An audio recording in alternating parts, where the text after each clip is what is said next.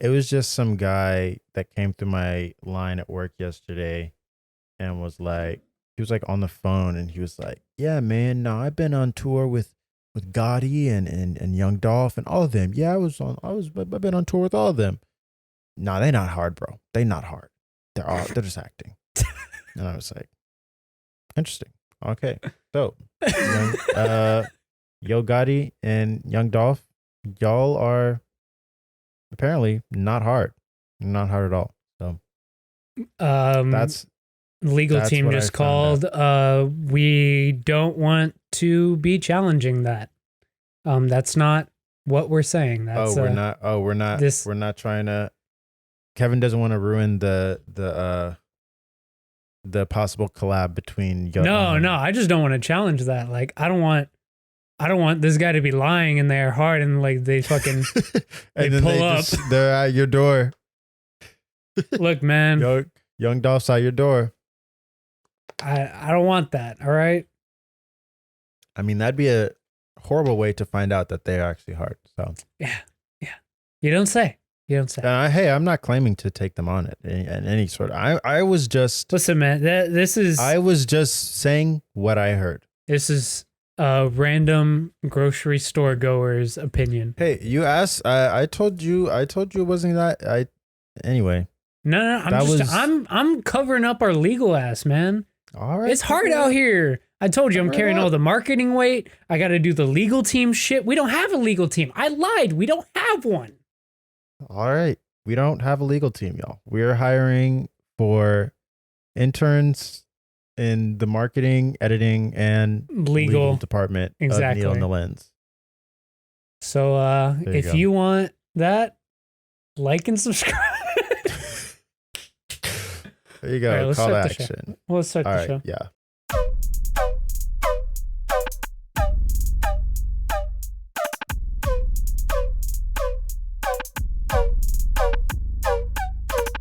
Hello and welcome to the 24th episode. Number 24. Almost forgot what number we were doing, but we're doing number 24.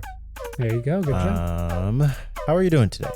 I am doing just fine. Thank you for asking. How are you doing today, Noah? I'm also doing just fine. You know, not great, not horrible, just fine. Just fine. Yeah, we're having a just fine day. Just fine. Yeah. But you know, it's been really rainy here. That's really the only thing. So I mean, when it's rainy, I feel like, and the thing is, it's rainy and it's been raining. I like the rain, but it's literally been going on for the whole week. Like I'm over it. So yeah, sometimes it goes on for too long. I'm over it. Yeah. But yeah, I don't know why I got sleepy all of a sudden. I gotta wake up. We should be doing the show. Yeah, you gotta wake up. It's time for the show. Wake up. It's time for school. Wakey.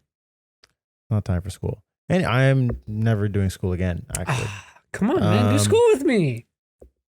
Look, you want free Adobe or not? I'm about to steal free Adobe from my friend that is in school. See, I told you I would have given you Adobe if I didn't have 3 computers that needed it. Yeah, but it's fine. You just got computers on computers on computers. Computers on computers on computers. It's fine. But we're back, as we say every week. I feel like now we need to say we're back just because it's something that we do every week. Yeah, exactly. We're back. We need the consistency with that. So Exactly. Yeah. And we've got Y'all get it. You understand. They do. We've got some interesting stuff to talk about today. Just a few things, Lots of Marvel stuff. Yeah, it's going to be a pretty Marvel heavy episode. If that's not your thing, watch it anyway or listen to it anyway. Wow, there you go. No, that's how we want the streams regardless. But gotta get the streams up. I say we just hop right in. Yeah, we're just going to go ahead and dive right into it. So today, let us talk about Shang-Chi. That's coming out. Very exciting. Very big moment for Asian representation in the superhero medium. All right. Very big moment. And, hey, look, as an Asian American myself, even though I don't look it, I'm very excited. I'm very excited. No, I have been hyped to see this movie ever since it got announced. I've been so excited, and Simu's doing fantastic, just hyping it up, posting about it every day. He's carrying the marketing weight all on his back. A lot of people have been talking about the fact that he's the only one doing any work marketing this movie, and you know what? I believe it, and we appreciate you. All right, I'm gonna go see that. Yeah. I'm gonna go see that shit. Yeah, But it definitely. I would agree. It doesn't seem like there's been a whole lot of marketing going on for it, and maybe there is, and I'm just not looking in the right places. But yeah, it seems like Simu has kind of been pulling a lot of the weight there. oh yeah, no, definitely, and it's just I don't know. Like they've dropped quite a few trailers, I guess, to say the least, in terms of marketing, but I don't know. They haven't done a ton to like hype it up all that much that I've seen. And like a lot of the talk around it has been fairly, from what I've seen, or I guess I'm not in these circles particularly, right? But from what I've seen online, people are talking about people not being excited for it. So I've I don't know. definitely seen that aspect of it, only because I think like generally I think one of the things is, obviously there are some people in this movie that have said some things that done some things that we not a fan of. But oh yeah, of course. that being said, Hey guys, he's Marvel talking about Universe Aquafina. In case you didn't know. Awkwafina. Yeah, no. Awkwafina. There's obviously a lot of issues with Aquafina and her past and how she goes about the things that she does, but I mean, that's rough. That's rough. And it is unfortunate because it is, Farewell is, in my opinion, one of the best movies of all time. Yeah. And it's a shame. And she gives a great performance in it. No, she does. She does. It's just like really irritating because it's like, man, I'm never gonna really go all in on like praising her performance in that movie or anything just because it's Aquafina. But yeah, so I mean, there's that. Obviously, recently, like Simu's had a couple of little skirmishes with a couple things he said, but I'm still super hyped for this movie. And have been for quite some time. Like, it just seems really exciting. We're going to finally get the Mandarin. The real one, by the way. And yeah, I hope it does well, but it's looking a little iffy right now, which is what we're gonna get into today. So, Kevin, why don't you walk us through what's been going on with this movie this week? Yeah, of course. So, I mean, if we haven't bogged you down enough on this podcast about it, Disney Plus, right? Let's talk about Disney Plus. So, a lot of issues have been circulating lately regarding Disney Plus. Obviously, Scarlett Johansson and friends have decided to try to sue Disney Plus, or are seeking legal action for breach of contract and whatnot, having to deal with their contracts and how they make money off of those movies. So obviously there's that. And Disney is looking at Disney Plus, and obviously it's still a very new service. What it came out like, I want to say at the beginning of the pandemic, but I feel like just slightly before it. I am not sure, but see, that now sounds I gotta about fact right. check this. Because what, The Mandalorian season 2 was that this year? Yeah, November 12th, 2019 it came out. Okay, so it came out 2019. just before COVID, pretty much.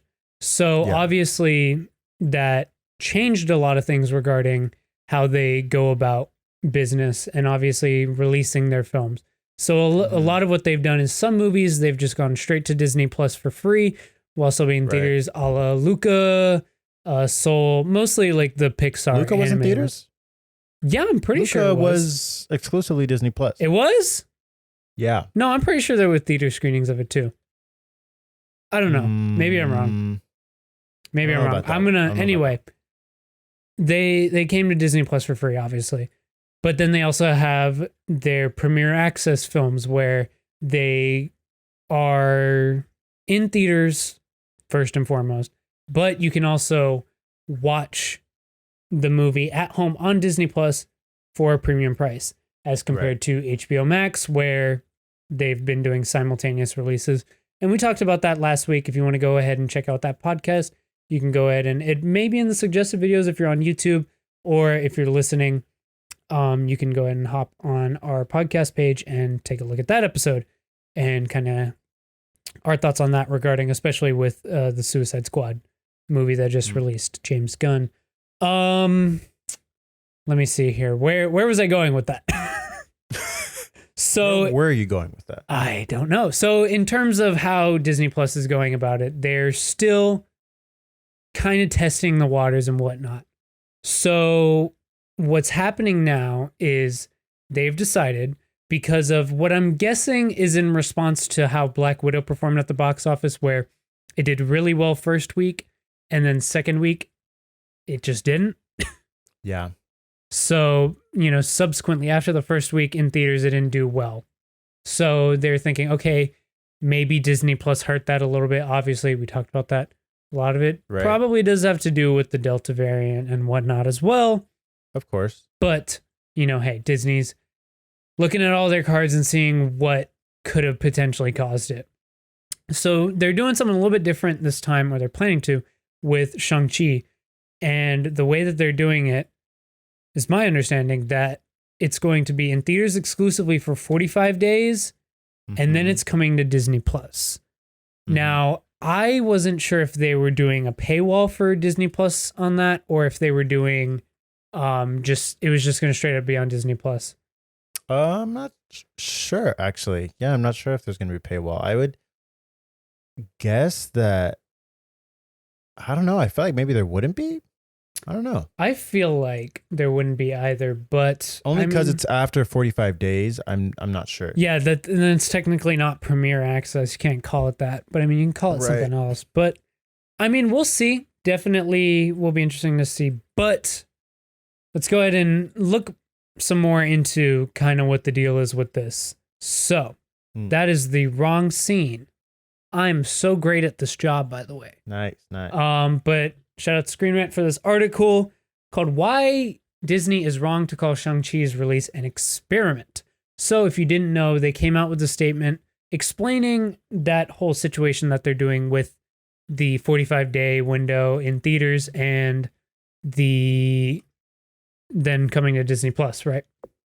So essentially what they did in this is they decided, we're going to say that it is, quote, an interesting experiment, which has rubbed a lot of people the wrong way for obvious reasons. The wording, even though I have seen some people say okay, it's not necessarily what they meant.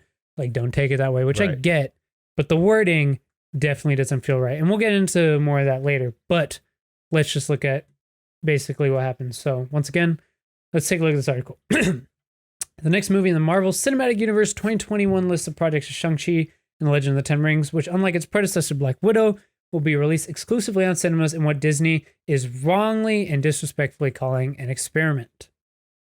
That doesn't mean it will end. Oh, wait, hold on. The MCU's first two phases. All right, that's about the phases. Let's see here. Shang-Chi will make his debut in his solo movie, Shang-Chi and the Legend of the Ten Rings, directed by Destin Daniel Cretton, which I found out he's the director of Short Term 12, which is pretty cool. Yes.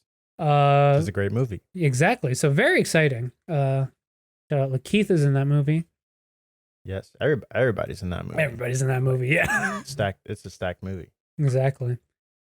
So per MCU tradition, which actually, hold on. Quick aside. Why do I feel like I heard something about Brie Larson recommending him? Because she was in Short Term 12? I don't know. I feel like I'm fake newsing it right now, but you might be. I'm not. I can neither confirm or deny this, but you might be right. I might be. I feel like I heard something about that. That sounds familiar. Either that or it just came from my ass. Who knows? But possibly. Per MCU tradition with the character's first solo movie, Shang-Chi will tell the origin story of the title character and explore its connection to the Ten Rings. which we have seen in the MCU already, obviously, as the group who had kidnapped Mr. Iron Man in the first movie. Mhm. We're going to go ahead and skip over this bit about kind of the more summary aspects. If you want, you can go ahead and take a look at this article. And yeah, or just watch the trailers. It does a pretty good job. And yeah, get That's those true. numbers up. Let's get some excitement for this movie, all right? Like I already said Woo! before, this movie is a very exciting moment. So let's do it. Yeah. Simu's been That working real hard.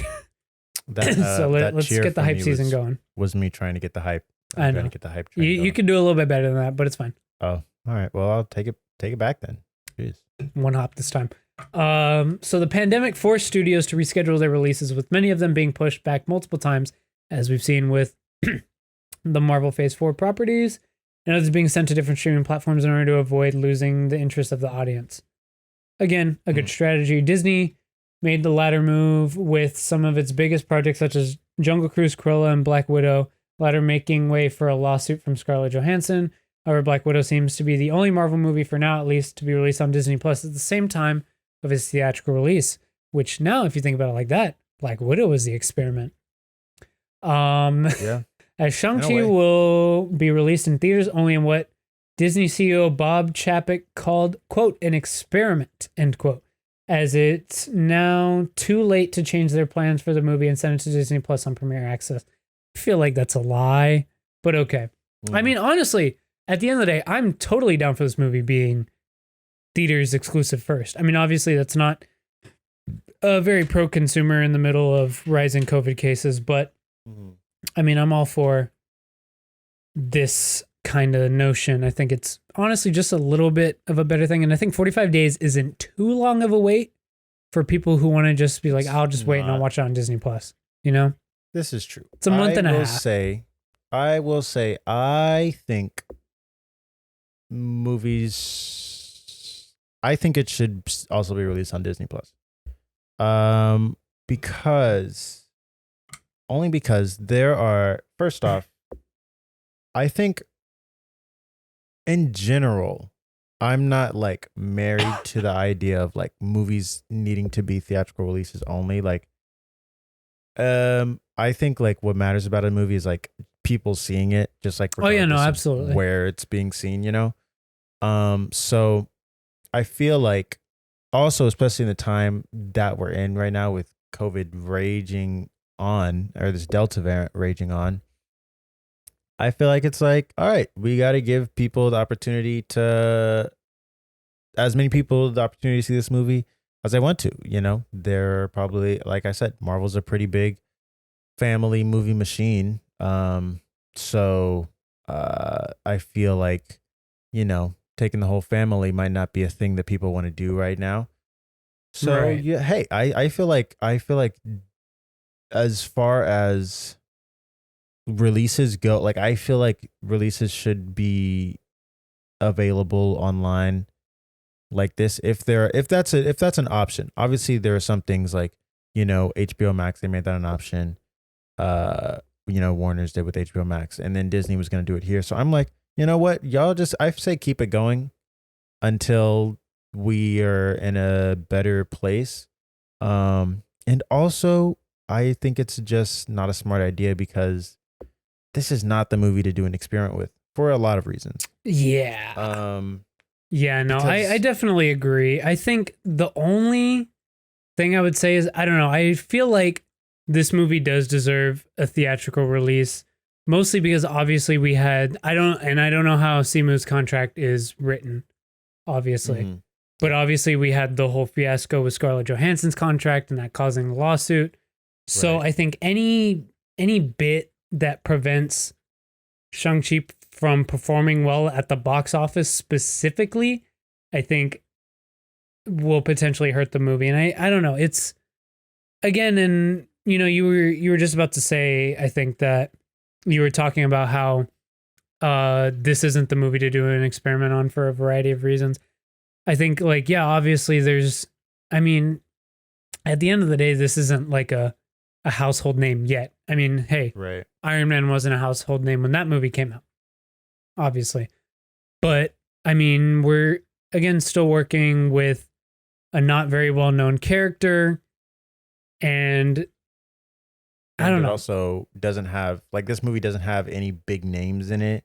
Yeah, Like Simu exactly. is not that well known.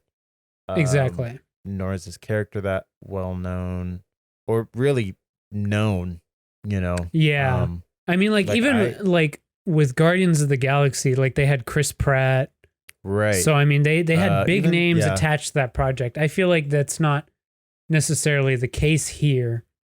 right. And And so I there's think no it's priming for this. Like with Black Panther, at least we were able to see him in Civil War before his movie came out. So right. that's So at this least is just priming like, for hey, that movie. we're here. And I feel like it's the first one of the first in memory that I can think of, like and at least origin story in recent times from the MCU that hasn't really had a kind of anything to give it a push up front, you know, like Yeah, I was gonna say Ant-Man, Ant you've Man got had Paul Paul Rudd. Rudd, exactly. Right.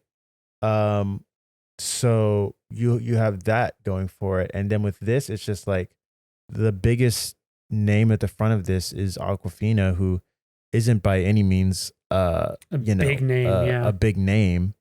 So I don't know. I feel like if they were if they wanted to do an experiment on a movie, they should have done it with Black Widow. That would have been the movie that you do an experiment with because you know that it's a character people want to see. You see how people respond if you just put this in theaters because it's a movie that you know is going to be in demand. This Hmm. And it would have movie, avoided the whole fucking lawsuit. it would have avoided the lawsuit. I Too. mean, Now, maybe obviously we're doing a whole hindsight 2020 thing right, because obviously I think a lot of this is in response to how Black Widow performed specifically too. right, for sure. So So I yeah, think like they couldn't have really known. But the thing is, Marvel, I think, is overestimating the reach of their brand here in this yeah. instance. Go see the movie though. Go see the movie for sure. If you As can, I should reiterate, if you can watch it safely, go see the movie. yes, Because obviously there's not one, I think you will be fine because there's not really going to be too many people going to watch it.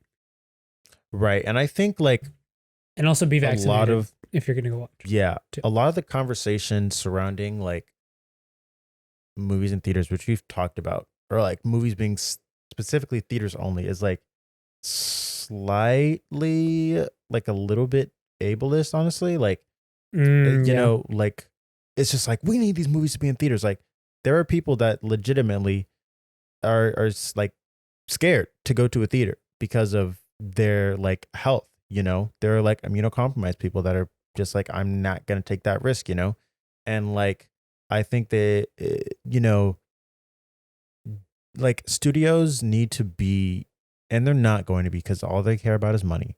But studios and directors need to be a lot, just I don't know, more mindful. Like the theater experience is not like the average person doesn't care. They don't care about that. Yeah. Like, and I don't think that's something that like directors fully understand. Like I was talking to you like off the pod about like what Denis Villeneuve was saying about Dune, and he was like, "Oh, like I can't believe people are gonna possibly watch this movie on a TV. Like, oh my gosh, like this movie deserves to be seen in theaters." Like, dude, get over yourself. I'm sorry. Like, Yeah. at the end of the day, I think people just need to be able to see these movies. That's what cinema is about. And, you know, whether it happens in a theater, I personally cherish the movie theater experience. It's a great time. It's a fantastic time. I will like pretty much every movie that I've really wanted to see that's been released on Disney Plus or released on HBO Max.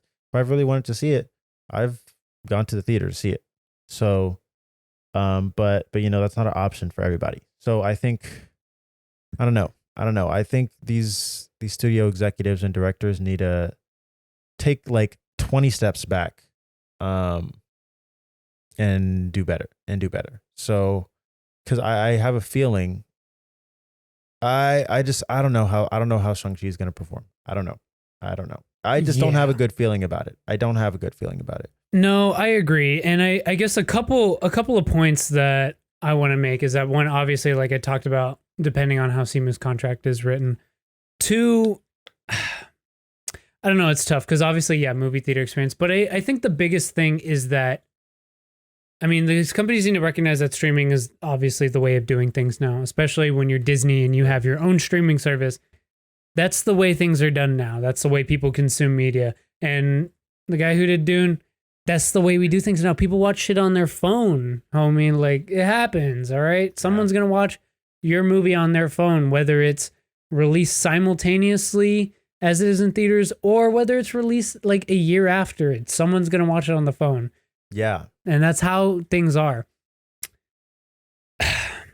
And that's a good point, actually. Yeah. Because, And then like, another part of it is like, there's that whole doomer ideology of like, oh, streaming could kill movie theaters, which granted, it still very well can. I mean, they've lasted this long, but I mean, COVID definitely hit movie theaters extremely hard. right. And It did. yeah. And then with the HBO Max thing, obviously, a lot of movies are underperforming in the box office now. And then obviously, like we've talked about, for a variety of different reasons, but that is one of them. I mean, the fact that you can watch it if you own HBO Max for free at home and can pause whenever you want. You can go to the bathroom, not miss anything. You can eat your own food or whatever. I mean, those are all reasons for, someone who wants to watch it, but maybe not that bad. And also, to be fair, in terms of Disney movies that have come out, for people like us, it is cheaper for us to go to the theater than it is to pay for Premier Access. Just to clarify that, because it's like $30 for Premier Access. As individuals, exactly. It's more financially, or it's more fiscally responsible, I guess is the word, especially when we're two young, strapping, vaccinated folk. It's much less risk for us. But yeah, obviously, like you were saying, for families, it may not be something that's worth the risk. So yeah, and it's tough. And it is the about SEMA's contract and how that works. That is definitely something to be considered. I would hope that maybe after seeing how everything went with Scarlett, that there would be some sort of I don't know, people would try to go and renegotiate contracts if possible, in places where they know the movie's being released on a streaming service. But it's going to be a thing where I feel like as Simu, like, and he seems to be someone who's really just happy to be there. He's happy to be there. He wants people to see this movie any way they can, and like he wants this to be a big moment for like Asian Americans. And I think if I were him, obviously I'm not him, but he does seem like someone who would be a lot more satisfied by knowing that people got to see this movie than him going home with, a bigger check. Because I'm sure, I mean, he's already doing a Marvel movie. He's doing a Marvel movie. So I'm sure they backed up the dump truck. They still got the check. No, yeah. Like I'm not necessarily concerned about like his well-being. I guess so. But I think like, yeah, it just goes back to that thing of like how many people are getting to see this movie. And that's, I guess, my biggest thing in everything. It's just like, if I were a filmmaker, I would just want people to see my movie. And that's like, obviously a ton of filmmakers that are kind of dated and are just like, the theater. Yeah, no. And honestly, you know what I'll say, in talking with you for the past like 10 minutes over this, honestly, you really have kind of changed my mind, because I definitely see a lot more where you're coming from. I just think the biggest thing for me is I want this movie to be successful at the box office. I don't want it to flop. But I 100%. Guess when you put it the way you do, I don't know that having it exclusively in theaters is going to change too much of that. Right. Like, I feel like the difference might be negligible. Yeah, I think like the thing is, the people that this seems like the type of thing that the people that want to see this movie in theaters are gonna see this movie in theaters, Yeah. not like I'm not sure how many people are like being like, you know what? Oh, I wasn't planning on seeing this. Let me go see it in the theater since I can't see it on Disney Plus. Like, Yeah. I don't know if it has, and maybe it will have that kind of reach where it gets a lot of people talking. I mean, about it, we'll like, oh see my the gosh, results of movie's this good. experiment, I guess. Yeah, which is why it is an experiment. No one has any clue how it's. I've seen projected numbers, Mm-hmm. and they $1 were billion. kind of low. Let's go. Run it up. Let's $1 see if we billion. can do it. They were pretty low. They were Yeah, no, it's a little low, but I don't know, man. I don't want this to flop. I don't think anybody wants. I doubt. I mean, Marvel doesn't want this to flop either. You know. But yeah, no, they don't. I just think the biggest thing is that if this doesn't do well, I don't know how much we're incorporating Shang-Chi into the MCU in the future. I don't want him to be a backside character. I know, obviously, like they have all intentions of. I said backside. I just realized. They have all intentions of incorporating him fully and wholly into the MCU, into phase 4, 5, 6, right, and so on.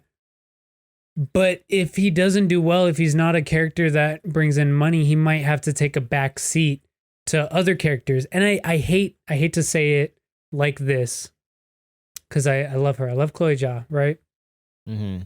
But Eternals probably would have been the movie to do this experiment on. You think? Yes. And the reason why I say that is because they at least have the star power there. Angelina Jolie. Do have Angelina. I guess, yeah. I don't know if, there was a interesting article. This is kind of derailing a little bit, but there was an interesting article about like movie stars and like the concept of stars and how like that kind of doesn't exist anymore. And yeah. Just like the idea of a movie star is not as big as it used to be, especially with like the actors now. Like, you still got some of them. Like I would still say on some level, maybe Will Smith is still a movie star. Like people see Will Smith is in a movie and they're like, I'm going to go see I just that. think we have like more new age movie stars that are like, there's more of them. Cause obviously like before, think like Brad Pitt, Leonardo DiCaprio, like those were the big names and they were types. Few and far between. But now I feel like we have even Angelina. I feel like Angelina. But now we have a lot more. I guess like if we're putting them on a tier list, these are like A or B tier celebs that are like I guess. And in this scale, I'm including S. That's why I'm saying like those big names. That's S tier. Mm-hmm. But you have like your A and B tier celebs. So like we talked. I want to say it was last week we talked about how Florence Pugh is one of the most sought after actresses in Hollywood today. And it was actually that same article that they were brought up the whole thing about how movie stars are kind of non-existent now. Exactly. And I mean, even like Awkwafina, she's not necessarily completely sought after, but I mean, she's been making noise. She has. Decently. I mean, like she's been in quite a few stuff. She was in The Farewell. We both loved that. She was in Crazy Rich Asians. Yeah. She's in this. I mean, hell, Yeah. Like she's definitely a name that's getting up there. So I think that we're shifting away from the heavy focus on those S tier celebrities and more on the more A and B tier celebrities that are making bigger names for themselves. And I just don't know if there's anybody that like people aren't like movie stars aren't the ones getting people to go see movies as much these days. Like I think it still has an effect. I definitely think it has some effect, but not nearly as much as it used to. Oh yeah, no, not as much.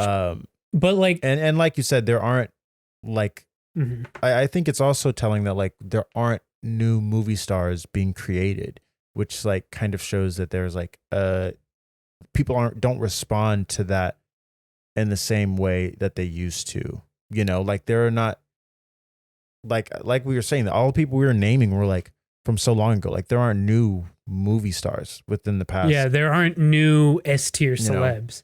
Like we're not getting those quite as much anymore. Right. I think a couple people have moved into that kind of stardom. I think like I'd say like if Robert Downey Jr. was doing more stuff, he could have very easily moved into that lane. Just based See, on he how did big that, of a he did that Doolittle movie, and I don't really think look. that We're not really talking took about off. that. We're not talking about. I, But no, that's what I'm saying. If he was doing more stuff, he could move into that Mhm. that upper echelon of celebrity. Right. But I mean, like, I think, yeah, I I'm think, like, struggling to think of an example. I guess like maybe The Rock could be one. But I mean, could like, look at The Rock as possibly one. Possibly. I think, I think yeah, he's names sell movies when it's not a it's an either like a accessible completely movie. new IP or like just something Yeah. like out there more. Right. And I Right. feel And like Eternals is out there, which is why the having these big name celebrities was a very good and important step for them to take. yeah. I would say, I think if I had to choose one name that's kind of newer, that obviously is not nearly on the same level as, those movie stars, but someone who I see people respond to a lot, Michael B. Jordan. I see a lot of people Yeah, respond to him. he's on like the upper end of the A tier side, Yeah. I would say. He's definitely Like, someone that a lot of people are responding to. I think also to a certain extent, Ryan Reynolds, I feel like a lot of people are think? responding pretty well to him, I even though can he's see that. plays Ryan Reynolds in every movie that he's in. But He does. I do think there's something to that for sure. I think Deadpool kind of helped him with that, and obviously his new movie, like, Free Guy and overperformed. Hitman's Wife's Bodyguard. Yeah, that Free Guy overperformed and was like getting. Yeah, I did not think it was going to do that well. Yeah, it's really going. It's doing a lot. Like, apparently they want a sequel. Like, it's really going well. So I mean, yeah, that could be that could be something. I think. Yeah, I don't know. Movie stars, interesting concept. Yeah, we'll But definitely anyway. see. I think Marvel's obviously a machine for creating movie stars. Mm-hmm. I mean, we've seen 100%. it. So, I mean, we'll see what happens out of that in Time the coming will years. tell. Who knows? Simu could be one of the biggest fucking names in Hollywood in the next 2-3 years. You never know. We shall wait and see. You never know. But I'm going to go ahead and skip over the rest of this article and let's go ahead and talk about Simu's response to the film being called an experiment. And yes, experiment. And yes, I know they didn't call the movie an experiment. They were calling their release, how would you say, their release method an experiment. But Right. let's see. So he tweets with these thirst trap pictures of him shirtless, by the way. Very sexy, Gotcha. very sexy. We are not an experiment. Okay, pull up the tweet. That's cool. We are not an experiment. We are the underdog, the underestimated. We are the ceiling breakers. I need to zoom in a bit. We are the celebration of culture and joy that will persevere after an embattled year. We are the surprise. I'm fired the fuck up to make history on September 3rd. Join us. And you know what, Simu? I'm fired the fuck up too. All right? I'm fired the fuck up. Let's do it. I'm ready. I'm ready to make some history with it. All right. And like I said, I want this to be a big moment. Yeah. I want this to be a big moment. I mean, I think it definitely deserves a lot more than it's being given, Yeah. And I think a lot of it is just the time that it had to deal with coming out, It's really, yeah, it's really rough timing. And like you said, unfortunately, this is going to be an experiment. Simu seems pretty gassed up about this, and like I said, going back to it, he just seems like he just wants everybody to see this movie. He just really Yeah, wants everybody to see this exactly. movie, Which so. is why, like, when you put it like that, I was like, yeah, okay, maybe it doesn't have to be a theater exclusive. Yeah, but I mean, I definitely understand where you're coming from there too. I hope the people that really want to see this movie are able to see this movie, and Me and the homies are gonna pull yeah. up. And I hope it's a good movie. I've heard a lot of great things about it from the red the carpet first screening. reviews just came out. What was that? Yesterday, today, Mhm. and they seem to be really loving it. I've seen a lot of praise for the action. Exactly. movie. Yeah. That's the one thing I've been hearing a lot, that the action's really, really fantastic. So Yeah, it has me a lot more hyped, because I was worried upon hearing that they were doing the red carpet premiere of it. And I was worried about hearing some of the reviews coming back for that because I was like, okay, did they put their all into this movie or did they phone it in? That's what I wanted to know. So, I mean, looking at these reviews, it looks like they put a lot of hard work into it. So, Yeah, I'm hopefully definitely that excited to see. translates when we all get to see the movie. So Fingers crossed. Go see it if you can. If it's safe for you to go, please, please, please go see it so that way we can get more of this because, again, in capitalism, the market dictates what we get. So, I would like more Shang-Chi movies. I would like to be in the second one. Simu, please put in a good word for me, homie. All right, I'm there. All right. Kevin really wants to be in. I really do. Movie. I need to look and see if there's any Filipino Marvel heroes. Because There probably are. There probably is. I need to be there though. What's that one? He's not Filipino actually, but there's a Hulk. He might be Chinese. Wow, that wasn't very Stop Asian Hate of you, friend. Filipino Marvel hero. You know, I'm gonna look it up right now. Ari Bayani, a Filipino Marvel superhero is created by. Oh, wait. Marvel Comics introduced a new Filipino superhero named Ari, who will be making her debut in the 4th issue of the upcoming United States of Captain America limited series. Let me okay. see. She's a Captain America then. Interesting. Interesting. Let me. Do you have the stream up? I don't feel like Discord sharing. Yeah, I do. Okay, so like you'll eventually see it, but yeah, she's going to be in this limited series, which is dope. So yeah, I will be her. That's it. We'll No, see how that works I'm not out gonna do for that. you. I'm not gonna do that. That's bad. That's bad. That's not a good thing. That was a joke. All right, don't clip this out of context. That's not. I'm not gonna do that. That's terrible. You never know. It's terrible of me to do. But hey, I got cousins. You know, I got cousins. Put them on. I will. You know what? Shit. I'll take a flight right now. I'll start training them how to act, and then we'll see what happens from there. But yeah, I'm still on board for Shang-Chi too. I've been hitting the gym, Simu. All right, I'm ready. I'm gonna look just like. Yeah, I'm gonna post shirtless pics on Twitter someday.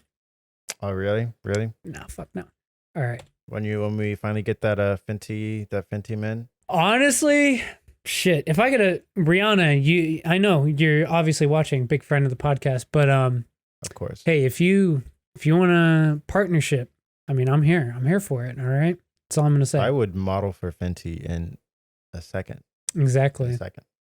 In a heartbeat. Let's talk about Silk Sonic. All right. Oh, one of the most anticipated projects of the year. It's been announced that it's likely no longer an anticipated project of this year. Yeah, no. It is now an anticipated project of the beginning of next year, which, yeah. Honestly, January is not actually, it's honestly a pretty bad time to release. I think that is January is a bad time to release an album. It is. I'm sorry. Okay, January is a bad time to release anything. If you're doing any like release of anything, movie, whatever, because all the shit movies come out in January. We know movie. that. You think? Most of the shit movies come out in January. I feel like the thing is there are a lot of like that's still like awards season, So I feel like you're kind of in the thick of it. So I feel like there's some good stuff coming out in January. Like if I go to my Letterboxd, stuff that comes out in January doesn't qualify for that awards season.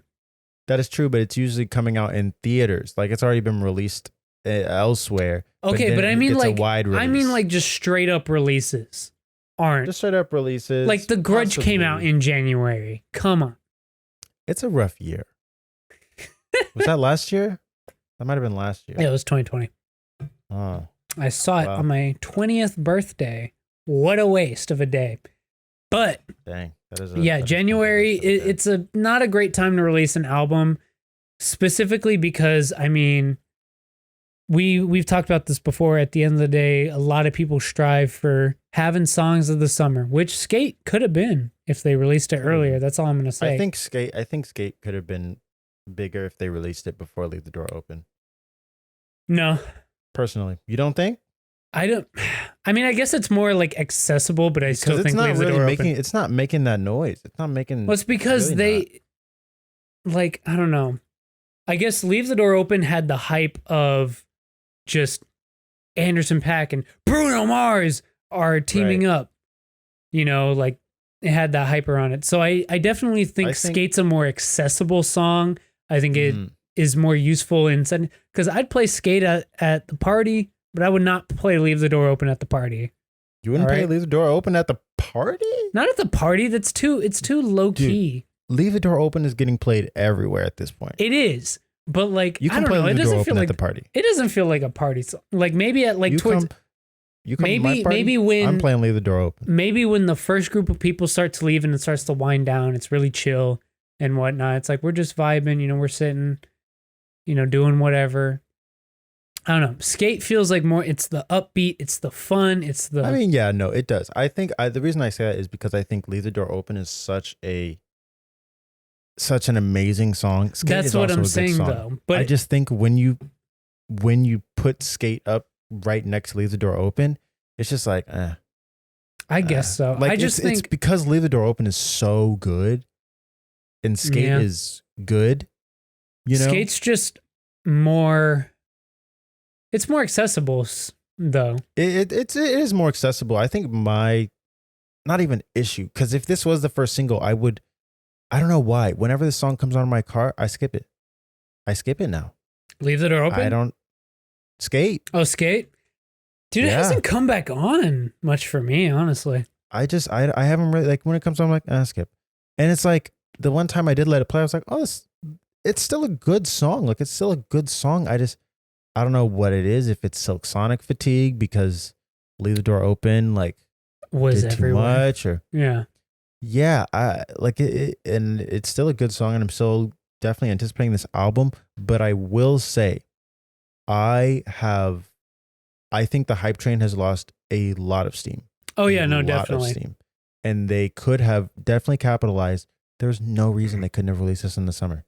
There's really no reason. They didn't even need to release a second. They probably didn't even need to release a second single, if we're being honest. The rollout would have made sense. And that's kind of part of what we want to talk about. These long album rollouts make no sense, honestly. Because all you're doing is stunting the hype train. You are. And that's the thing. Like I love music. Don't get me wrong. But music is a very different medium from like movies or video games and shit like that, where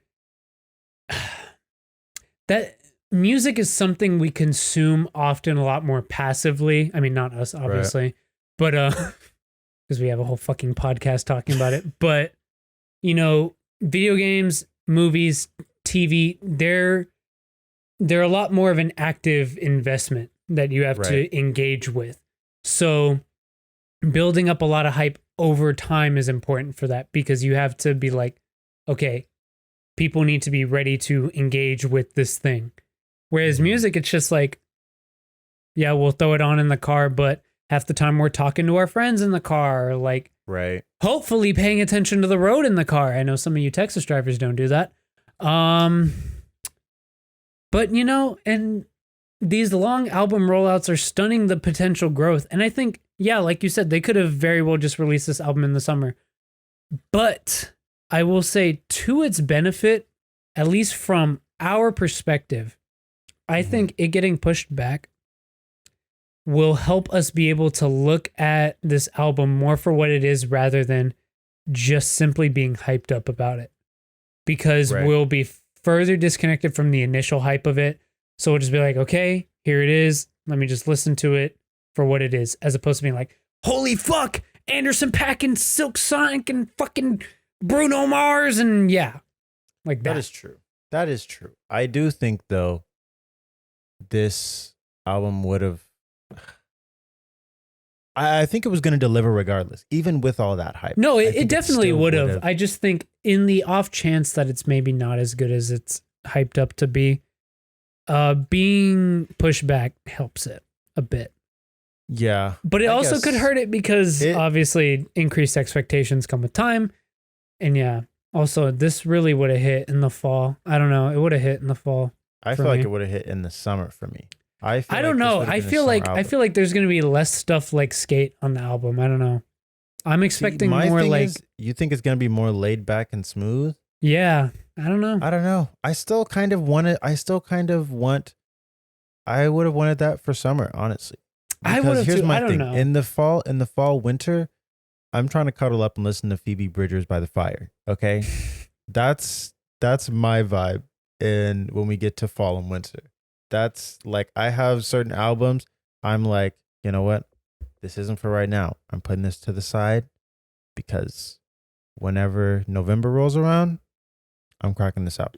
Like that new Clairo album, I was like, this is good. I can't listen to this in the summer. We'll come back to you. I can't listen to this right now. I'll be back. I was like, this is not for right now. I'll be back in a couple months. Yeah, no, I get that. But So I don't know. This is in the dead of winter. You really think I'm about to? Yeah, no, not in the dead of winter. That's like a terrible, terrible time to drop it. That's why, like, originally, if it was gonna drop in the fall, October, November range, I think it would have been fine. And I think obviously it's a little bit different now that we've heard Skate, because like obviously it's like, okay, are we gonna get more stuff like Leaves the Door Open, or are we gonna get more stuff like Skate? So if we get more stuff like Skate, why the fuck didn't you drop this in May?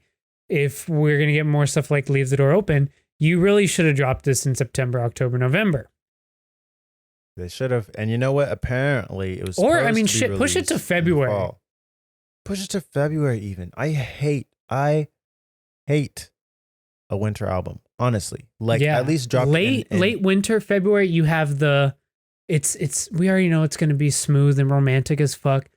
Valentine's album, all right, but then you have enough steam, ideally, to push it into the summer. Maybe not a lot of it, but one or two tracks could push into the summer and They work. could.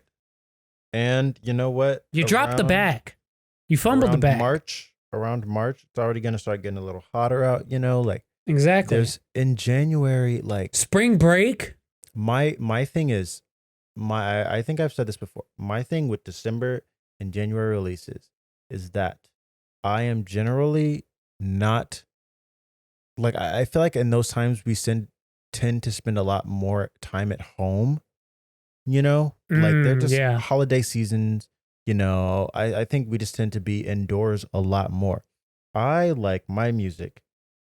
Like, I want to go out and do things while I'm listening to this music. I want to be able to, you know, look back and be like, oh my gosh, like, even though I'm not in school anymore, I used to be like, walking around campus to this song. Or I remember like when I would be driving to this place doing this thing with this song, like, you know, and I just have like memories attached to these songs. Most of the albums that come out in the December and like wintertime, my memories of those songs are like just sitting in my bed listening to them. Like it's not necessarily anything like I'm not making memories to these songs, which is what I like to do. And that's just me personally. I think maybe if we were a place that got like a lot of snow often or regularly, maybe I could be like, oh wow, I went out and it was like snowing and like but we don't get snow. In Texas, you just don't want it's just cold outside. Yeah. Like I just don't want to go outside, you know? No, I feel that. Definitely, yeah. I think making memories is an important part, especially when it comes to like just those certain albums that lend themselves more to that. Like, and I think a big thing, like you're right, that a lot of the ones that come out of that time period are a lot less memorable. Like I remember it was a few months back, but we were talking about how like, so the Rico Nasty album came out last year. And I'd forgotten how good it was. Like, yeah, because that was a December release. Right? It was a December release, yeah, and it was like halfway through December. It wasn't even early December. I don't think it might have been. I don't know. I'm probably wrong, but no, you're right. Like it came out in December, and I mean, looking back on it, it's like there are so many good tracks, and obviously, yeah, there's some stuff on there that was like, it's just okay, but there was so much good shit on there. Like even though it probably like it might be one of my least favorite Rico projects, which is saying a lot, obviously. It has some of her best shit on there. iPhone, fucking Let It Out. Like, dude, come on. I'm not trying to listen to Let It Out in December. Yeah, no, I'm not trying to rage at the fucking rage around the fucking Christmas tree. Like, come on. I'm It's not trying not to do the all that. vibe. It's just not the vibe. It's not the vibe we're going for. But yeah, so I definitely do think that if you're dropping in December, January, it's probably not going to be that memorable. And I mean, even like, look, to a whole lot of Reds credit, I didn't start appreciating it until like a month ago. And you know what? I was going to actually say something because I was going to bring up a few outliers in that because Mhm. I've actually one of my albums of the year was actually a December release, or not December, January. James Blake, Assume Form was a January release. Came out at the very beginning of the year, Oh, wow. I didn't know that. and yeah, and I also think that's another thing. It's like albums that come out in the beginning of the year. Sometimes I even though I like them, they kind of lose momentum, and They I just do. like That's the it gets biggest lost thing. in the And that's what shuffle. I'm worried about with the Silk Sonic project. It's going Yeah, to lose momentum like I think in you've January. got to be a stellar project for me to continue remembering you throughout the year. Like Yeah, no, it Assume has to be a Form or damn near like perfect album. Whole Lot of Red, Whole Lot of Red.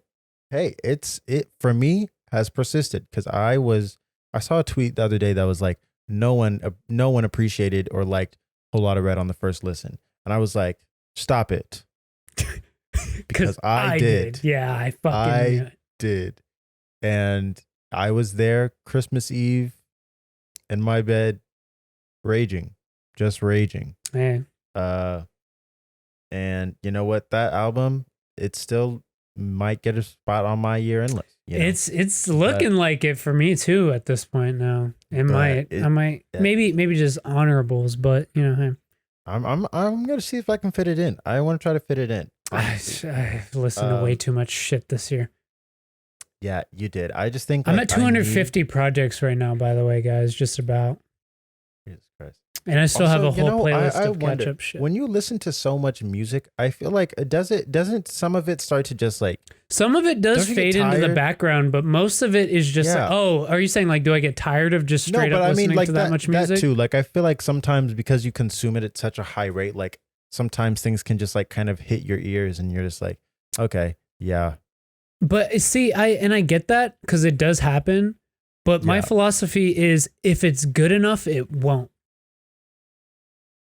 I mean, it's possible. It's possible. I I don't know. definitely do think that there are some that towards the end of the year, I'm going to slow down on like new shit, obviously, because ideally I'll Yeah. already be caught up by then. There's going to be shit that I'm going to look back on and be like, okay, I really enjoyed this the first listen. So like, but I haven't gone back to it as much. Let me check this out again. And I'm already starting to do that more. Like lately, I've been taking it a bit slower with like just listening to new releases and like just going back to even just some albums that I really enjoyed. And like we'll talk about it a little bit more later, but like I was re-listening through Magdalene the other day, and that was really hitting. And that was a 2019. later? I know. I was gonna say, was that a November? It might have been November, which Yeah. honestly was probably the perfect time for it. Yeah, that's a good time. That's a good time to release an album. Yeah. Well, maybe not Well, at least just to that release an album in general, but like that album specifically. that yeah. one, yeah. But yeah, back to Silk Sonic. I just Oh, yeah, I January forgot doesn't we're feel talking like about them. the move. And It's not the these move. long rollouts, you're killing your momentum. And yeah, I mean, like what It's just not Little good. Sims is I fucking was gonna also. say, Yeah, her rollout's Love been You. really long. love you. What Little she's at, Sims. like, how many singles has she dropped so far? Like 6, 4. Four. Yeah, I was Yeah. being a little bit. Yeah, you were doing a little exaggerative. too much there, but Yeah, exactly. I but, wouldn't be surprised if she releases one more before the album. drops. Yeah. Even though we're 2 weeks away now, I want to say. Yeah, is yeah, like, no, it was oh my early gosh, September, so I cannot believe we're here because I remember Finally. when this was announced and being Yeah. like September. That's so far away, and I'm like, oh Jesus. yeah, Here. that's kind of right crazy. there. That's pretty surreal.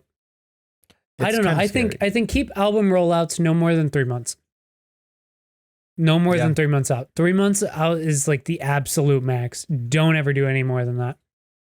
Yeah, I would agree. I think that's kind of where you should kind of be in that range. I think Tyler though is that is a masterclass in album rollout. Yeah. It wasn't long.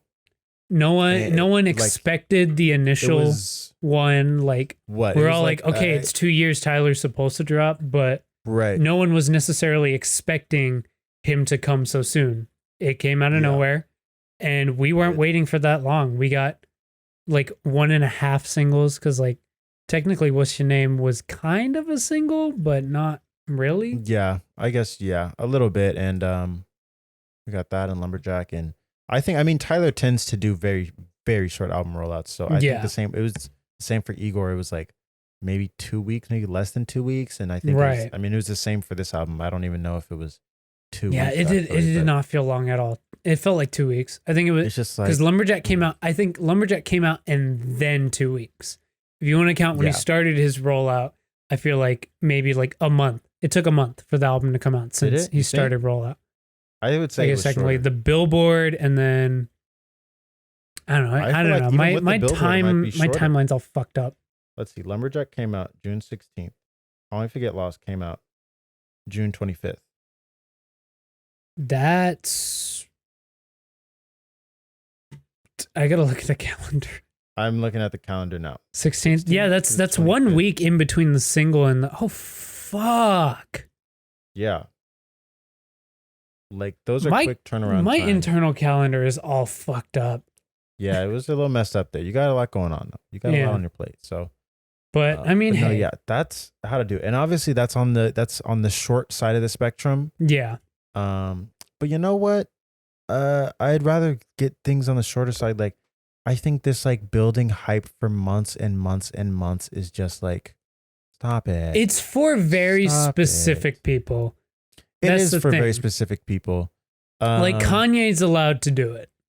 He is not allowed to do it. No, he's allowed the to do it album. because his Drop fucking. the album right now. I mean, he should, He can obviously. get away with doing it. He can get it. There away you with go. Because Um, Kanye stans will eat it up no matter what. it. Yeah, and it's like it's literally we've been starved.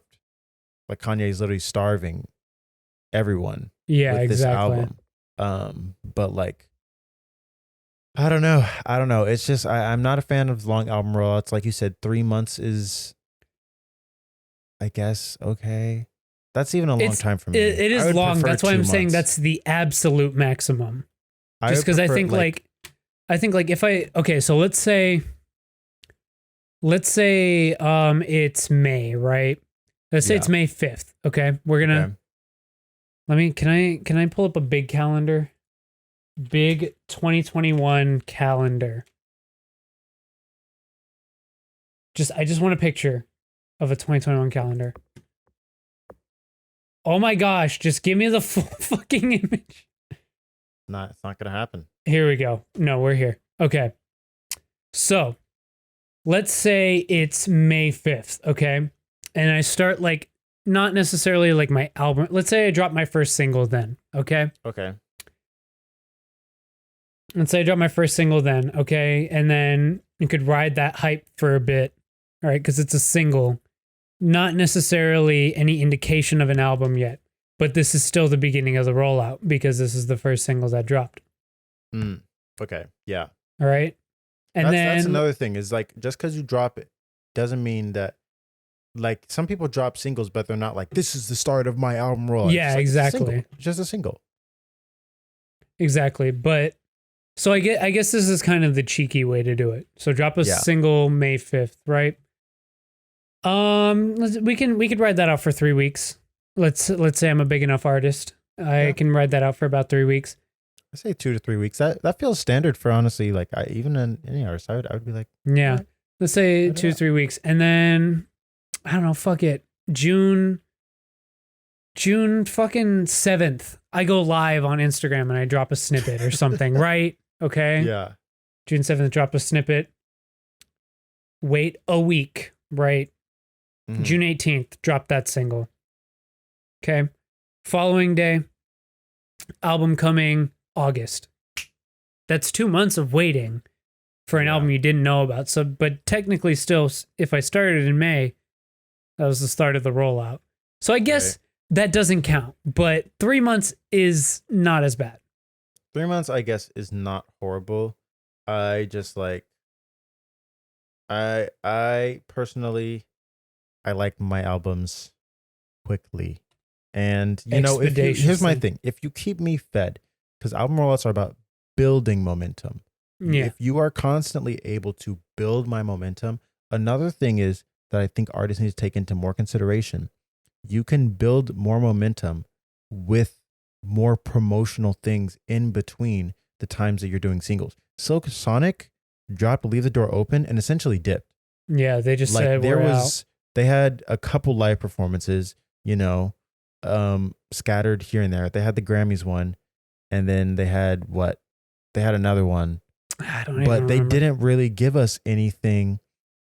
They could have done this is a big deal. Anderson .Paak, Bruno Mars, like give us fun little videos of y'all just hanging out together or like doing stuff or interviews or whatever it is. Like there are things you can do and things that should go into an album rollout that keep people fed in between your singles that are, building. What am I? Who's hiring me? Who is going to hire me? No, you know what? Come I on. think album rollouts, even if they're going to be extended, album rollouts need to be treated more like movie rollouts. Yeah. I think Yeah. you consider the trailers the singles. You don't want to overdo it with the singles, just like you don't want to overdo it with the trailers. But Yeah. you need a trailer, Spider-Man. I'm looking at That you. movie doesn't exist. The That real movie's not Far even From on a Home hard trailer drive was nowhere. The friends we made along the way. No, but and then you do like those press tours, you do interviews and shit like that. Little behind the scenes stuff. Just Exactly. do fun shit like that. Like I think There's- it needs to be handled a lot similarly to that. Hop on a Yeah. podcast, Needle in the Lens podcast. Hit my line, links in the description. Come on. We are here for album promo. Like I'm just like give me fun stuff. Give me posts. Give me I don't know, anything. Like I don't want to feel abandoned. Noah and has I just want- abandonment issues. I have abandonment issues and I don't want to be left. Yeah, I don't know. I feel like Silk Sonic could be doing more with this rollout. I think they are kind of heavily relying on the star power of Bruno and allowing the songs to speak for themselves, which on one hand, yes, these are great Wow, songs. talk about bringing it full circle. And and they're great songs, but just like any artist, you're gonna need more. You're gonna need more. There hasn't been like a huge like merch rollout for this either. Like that could be something you use to build hype. Yeah. Like I don't think they're doing nearly enough. They're not doing nearly enough. There haven't been remixes. Come on, a remix? That's like the lowest hanging fruit. That's That is free literally the money. lowest hanging That's fruit. free money.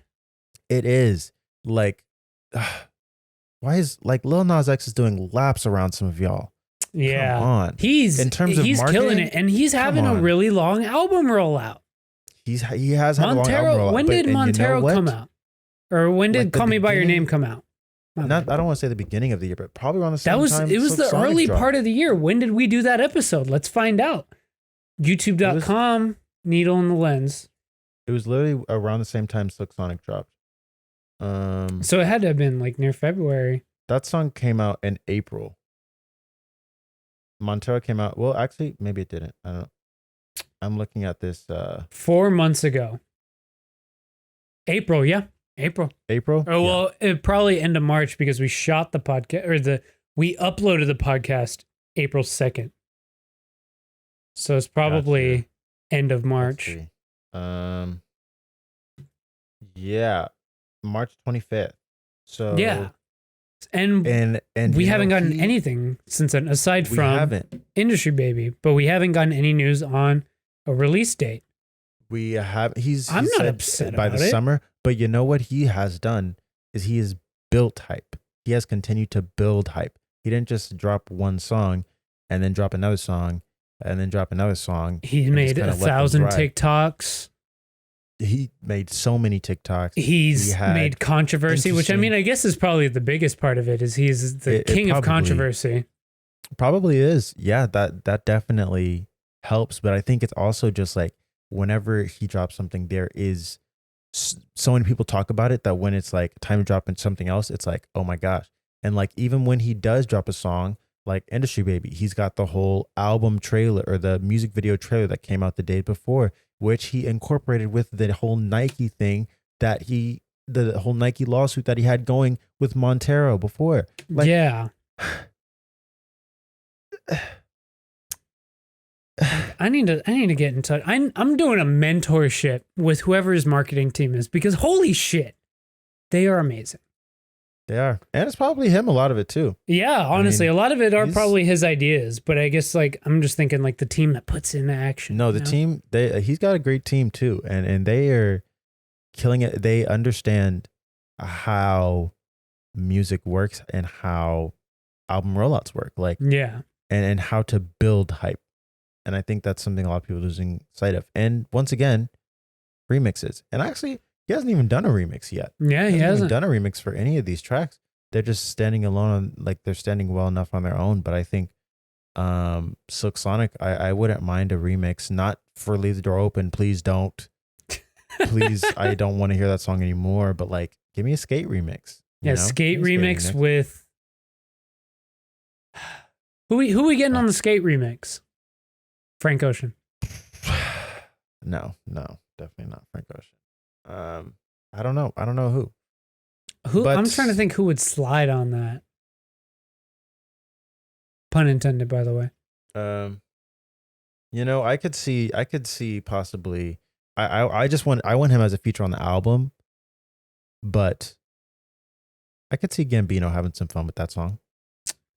Maybe. He can have a little. Oh, you know who would, and this would never happen. You know who would slide on that track? Duckworth. Duckworth would slide on anything, honestly. I mean, yeah, but underrated. But super underrated. But I could see that. I could see that. Like, maybe. Skate is pretty much everything. Well, it's not everything. But I was gonna say it's like fitting. It's everything that I loved about Super Good. You know. I was about to say I could see that song like sliding in somewhere. The Super Good track. All right, someone, one of you TikTok audio engineer motherfuckers, okay? World on Wheels verse Skate. There you go. And it already. I mean, you got all the girls want to skate. Connection. That's what yeah. There you go. Duckworth. Also, did we ever talk about his new single? I think I probably mentioned it. Yeah, I think you did. During one of our wrap ups. Man, that song is so good. I don't think I heard it. I've been lazy and I haven't. What? I'll listen to it later tonight. It's good. Promise. But yeah. So everyone go to the Lil Nas X School of Album Rollouts and Marketing until further notice. Exactly. I don't want anyone to drop anything till y'all take that class. Exactly. Y'all need it. MONT 1340. I don't know. Yeah. Just those are random numbers, but you did something there, but I tried. I guess MONT 101 would just be the fucking I'm dumb. All right. Good night, everyone. That's enough. Fuck me, I guess. On that subject, but I will say one more thing. If we're not getting this album till 2022, my God, I could have gotten a No Worries album this year.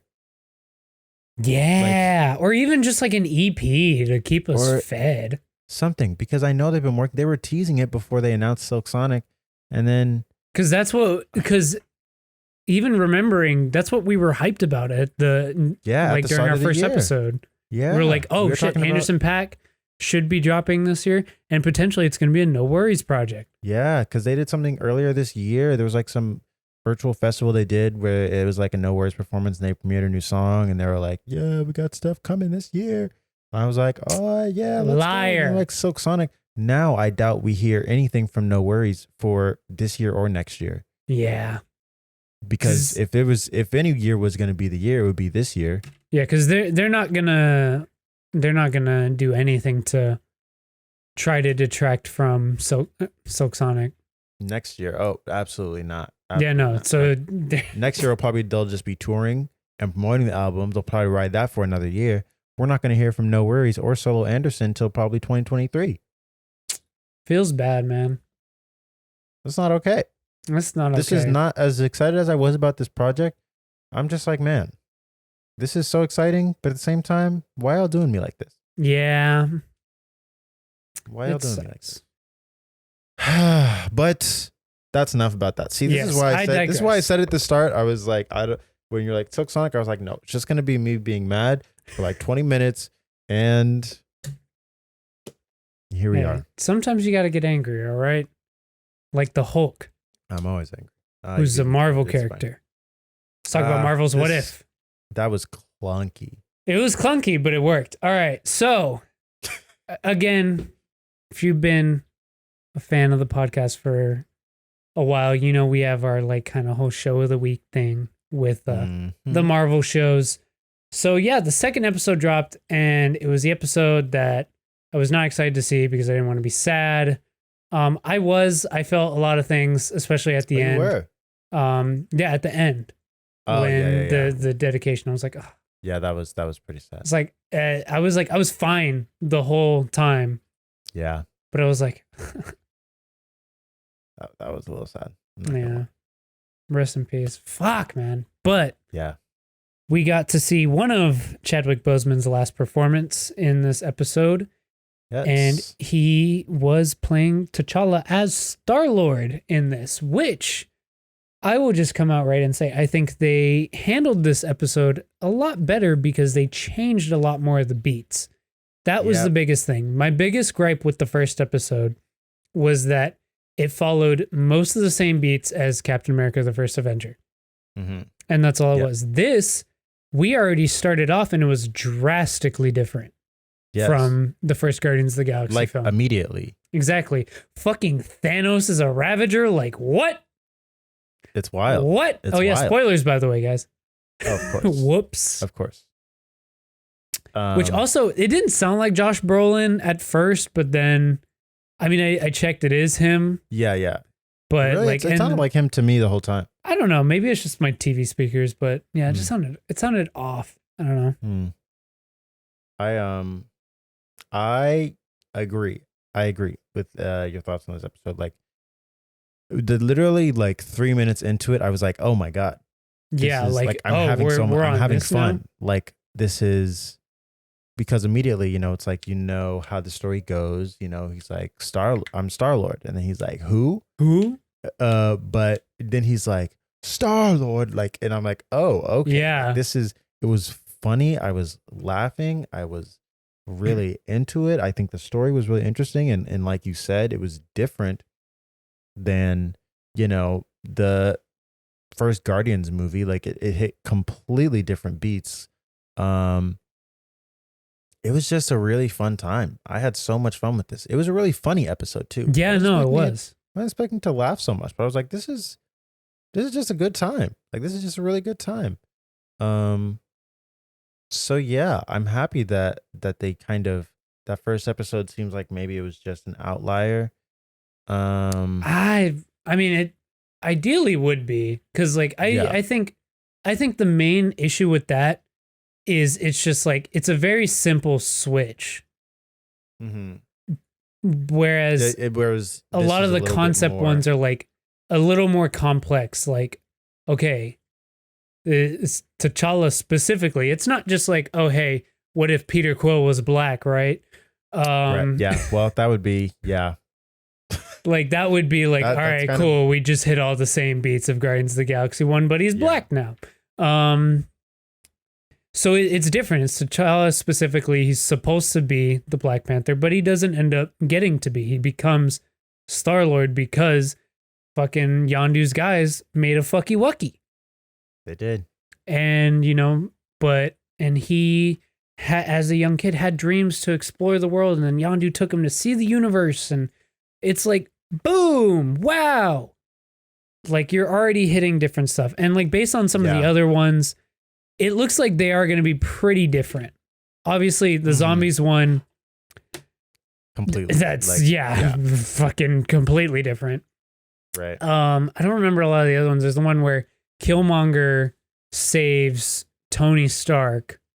Yeah. There's that one. Which did you remember any of the other ones? No, I don't off the top of my Yeah, head. no, I don't remember the rest of them. But No. I mean, yeah, like when you're hitting those different beats and it makes it a truly what if situation, because these are supposed to be an extent, or not an extension, an example of the butterfly effect, the fragility of reality, and how one small thing can change everything. Yeah. The first episode didn't feel like that. And yeah, maybe it was a safe play. Maybe that's why it was the first episode. Maybe. The second one, it was one small, tiny little difference changed everything.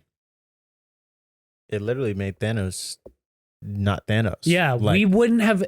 Basically, the concept was if T'Challa was taken by Yondu instead of Peter Quill, we don't get Infinity War and Endgame.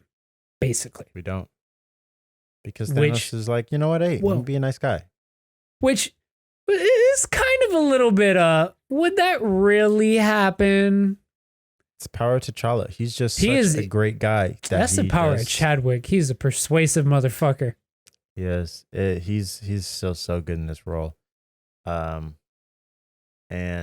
yeah, no, this was a really enjoyable episode. Also, Nebula. Yeah, not being a cyborg. She was that wig was looking nice on her. Yeah, it was good, even though she was animated. But even though she was animated, hey, look good. Good. Hey, look, between this episode and Buff Haley Atwell, I mean, we're missing out on a lot of stuff that would have been really cool live action. It would have. Just saying. Come on, yeah. Feige, come on. But no, yeah, I had a lot of fun with this episode, and it makes me more excited for the coming weeks. Yeah, definitely. If each episode can be this fun and exciting. Yeah, exactly. Like I didn't even catch this one until later in the day. I forgot because like with Loki, I was staying up till 2:00 every night to watch the episode. God. Yeah, I know. Roll your eyes all you want. I didn't have responsibilities. But with this, I was like, oh shit, I forgot What If came out. Mm-hmm. And I was like, I'll watch it later. And then I did. And I was like, all right, cool. Pleasantly surprised. So maybe this week I'll actually stay up. Who knows? Yeah. We'll see. I don't think I will, but for shame. Happy for you. Happy for shame. But yeah, no, it was good. It was good. It was really good. It was a good episode. I definitely think as much as I like them being short, I wish this one was a little bit longer. Really? Yeah, this one was a good length for me. It kind of felt like we were rushing a lot of the points. Yeah, I don't know. I wish this one was a little bit longer because like this one felt a lot again because it felt a lot more complex. I wish we could have gotten into a little bit more of the ins and outs of some of the scenarios and stuff like that. Yeah, I can see that. I can definitely see that, I guess, because we were kind of moving from point to point to point. So yeah, which like I mean, it worked. It worked. I just do wish we could have got a little bit more. I can get with you on that. For sure. But yeah, we loved it. So if you haven't seen it, check it out. Yeah, I feel like generally speaking, our thoughts on this show are not going to be nearly as long as all the other shows. Yeah, no. I mean, they're shorter shows, so like we can only say so much. WandaVision was shorter too, but yeah, I feel like it's just not nearly as impactful. Exactly, it's not as consequential to the because it is definitely very spin-offy in a way, right? Even though it's technically canon, as a lot of people have said, right? It's still very spin-offy, so it's like, okay, these don't feel nearly as consequential to the MCU going forward, even though they may be incorporated. To what extent, we don't know yet. But yeah. Time will tell. Time will indeed tell. But that's going to be our thoughts on What If. Now, Noah, why don't you go ahead and tell us what it is you have enjoyed watching and listening to this week while I prepare my answers. Got you. Well, this week I don't think I have any movies. that I enjoyed at least. I saw Space Jam, which, mm. But I I did on the TV front. I have a couple things. And let's see what I'll say first. I watched an episode of Reservation Dogs, which I thought Oh, I need was to watch episode good. 2. I did just start that. Spoilers for mine, by the way, Oh, guys. oh, got you. You're going into spoilers. No. I was saying Um, spoilers for what my answers are going to be. oh, got you, got you. No, yeah, I thought that episode was still pretty interesting. I think I still maybe prefer the first two episodes, but Mhm. this one's good. I also think I forgot to mention this last week. I started watching this show on HBO, The White Lotus. Um, That sounds and familiar. I think you did. oh, I did. Maybe. Maybe I I don't did. know. But I started watching that last week, and then the last episode came out this past Sunday, and it was just a really good show that I was gonna say limited series, but they renewed it for season 2, but it's gonna be an anthology, so it's gonna have completely new characters. But Right. really great show. You know, I just really didn't expect to get as into it as I did, but I think it made some really good points as a satire. And yeah, these are some of the most insufferable white people I've ever seen on the screen, but that was the point of the show. So I enjoyed that quite a bit. So check it out if you can. It's only like 6 episodes. Oh, Um, okay. You said it's on HBO Max? yeah, it's on HBO Max. Okay, got it. And then I think the only other TV show I'm gonna mention is um the season finale of Dave. And I feel like I first episode of the season I was like, it wasn't really doing it for me.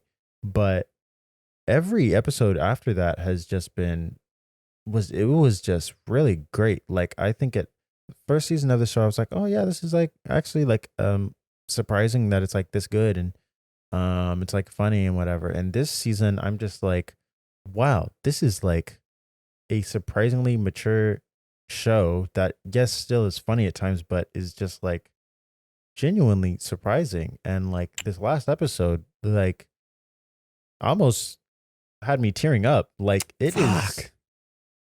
I am When you say that, now I want to check it out. this show is, it definitely, especially in season 2, I think it elevated itself to on like a level in season 2 that I was not anticipating. And I think I've seen a lot of complaints from people being like, this show is too serious now. I liked it when it was just funny.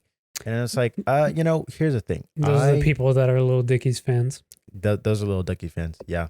But it's like Lil Dicky is definitely operating at a level, an artistic level that I didn't think, because he writes on the show as well. Oh, really?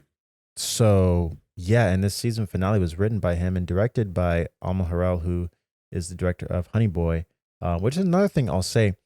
This season had a lot of like the directors that they brought on were like really great directors, like from just great TV and film. So like this show is like catching the eye of a lot of people that are genuinely talented at their craft and what they do, and I think it's really exciting. I was not expecting to love this season as much. This show might even make my TV year end list. It is it is a good show. It is a good show, and I can't believe I'm saying that about a Little Dicky show, but it is. Damn, I might have to check it out now. Fuck. I've been Yeah, hearing so much. I've been hearing so much good things about it, mostly from you. that's But yeah. That second season is pretty good. Yeah. So definitely check out Dave if you can. Like honestly, like if this show starts getting like awards recognitions, like Emmys, Golden Globes, stuff like that, like I wouldn't be surprised, genuinely. Um, Interesting. but that's all I have to say about season 2 of Lil Dicky, of Lil Dicky, of Dave. But Mr. Dave Bird. Okay, we're back. We had some technical difficulties right there. But yeah, no, go ahead and finish up what you were talking about. about your All right. your favorite music. The music I'm enjoying now is this new track from Indigo D'Souza, called Real Pain. Very, very good. Everyone should check it out. She has a new album coming out soon, and I don't know the exact day it's coming out, but every single for this album has been very great so far. So definitely check that out. Next, I was really enjoying this track from Jid on the Madden Ooh, soundtrack. yes. Which, yeah, it was literally just for a video game soundtrack, but it was so good for no reason at all. Just for Madden. Like, my God, this is the stuff that he's just pulling out for video game soundtracks. This album's going to be spectacular. Yeah. Then there was the new track from Pink Pantheress that I was really digging. Nice, good taste. Yeah, she's killing it right now. She really is. And then the new track from Lord that came out yesterday, 2 days ago. Yesterday. Well, you're listening to this on a Friday or later, so it was yesterday when I'm recording this. But I like that. So I can say thoroughly that I've enjoyed all the singles to this album. I'm interested to see what direction it goes in. But I enjoyed that, and then I also enjoyed the new Lizzo track. Oh yeah. Yeah. I've seen a lot of mixed reviews on that, but it's solid. It was solid to me. I enjoyed it. I thought Lizzo's verse was fun. I thought Cardi's verse was also very fun and brought like that kind of I mean, they both had a little raunchiness going to them, but yeah, I think it was just it was a good track. It was just a fun track, and I have not in my day been a big Lizzo fan, but you know what? This is a good one, fun song. So and also Bully James and Alchemist. Oh yeah, Bo Jackson. That was a good project. Yeah. So that's everything I liked. I still need to listen to Nas. Hopefully I can do that tomorrow, sometime soon, because I really want to get to that soon. But that came out last week, right? Yeah, it came out last week. Okay, yeah. Because I think I did touch on that last week. Yeah. Okay. But, what about you? What are you loving? Man, as far as I haven't watched too much. I did finally see Nomadland. Loved it. Fantastic. Right. I did it because I was writing a research paper on Chloe, so I wanted to be like, you know what? Maybe I should actually see this now. You know, maybe now's the time. So I did, and it was fantastic. And then I did start. Supports endorses Chloe Zhao. Of course, always. But and